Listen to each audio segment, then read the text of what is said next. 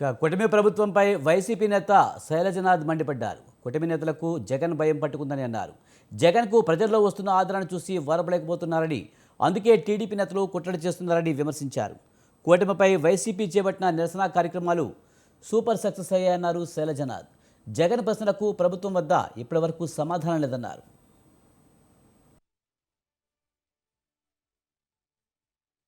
అపూర్వమైన ప్రజాదరణ చూడలేక తెనాలి నుంచి వచ్చిన తర్వాత 4వ తారీఖున వెన్నుపోటు దినం లక్షలాది మంది ప్రజలు రాష్ట్ర వ్యాప్తంగా పాల్గొన్న తర్వాత మీ భవిష్యత్ రాజకీయాలకి ఏమైపోతాయో అన్న భయం మీ దగ్గరికి వచ్చింది. ఇవన్నీ అక్కడి నుంచి వచ్చినవే కదా. దేనికైనా సమాజం ఇప్పుడు మాట్లాడే అనేక మంది మంత్రులు అనేక మంది ఒక్క సమస్యకైనా సమాధానం చెప్పారా? రైతులకి కష్టం వస్తే సమాధానం చెప్పారా?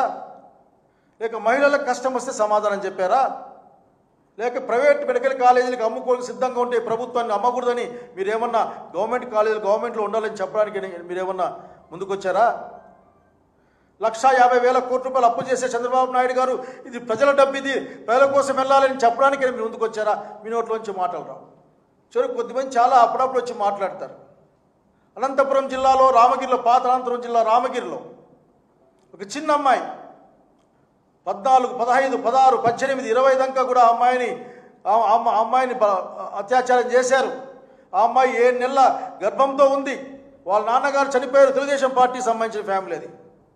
ఒక్కరైనా మాట్లాడారా? సందర్శించారా? కన్సర్న్ వాళ్ళు కూడా వచ్చి ఇక్కడ పోయారా? లేదే. ఇప్పుడే అంత ఎగేసుకొని మాట్లాడతారు మీరంతా.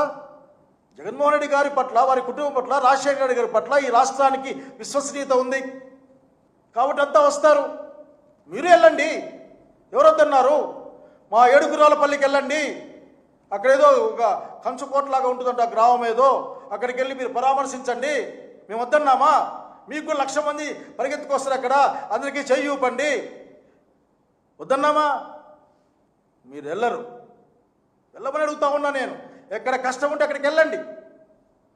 పోలీస్ స్టేషన్లో కంప్లైంట్ ఇస్తే 5 రోజుల తర్వాత కుళ్ళిన శవంలాగా వచ్చింది ఒక ఆంటపులో ఇంటర్మీడియట్ అమ్మాయి. వెళ్ళండి, రండి, నేను కూడా వస్తాను, పరామర్శిస్తామంటే. చౌదరి గారికి బహుశా 77 ఏళ్ళు. 77 ఏళ్ళకి ఆయన ఏం ఆశిస్తున్నారో నాకు తెలియదు. బహుశా ఏదైనా పార్టీలో గుర్తింపు ఆలోచిస్తున్నాడో, లేకపోతే కోల్పోయిన ప్రాభవాన్నో, లేకపోతే ఇంకోటి ఏమైనా ఆలోచిస్తామో నాకు తెలియదు. కానీ ఏం భాష!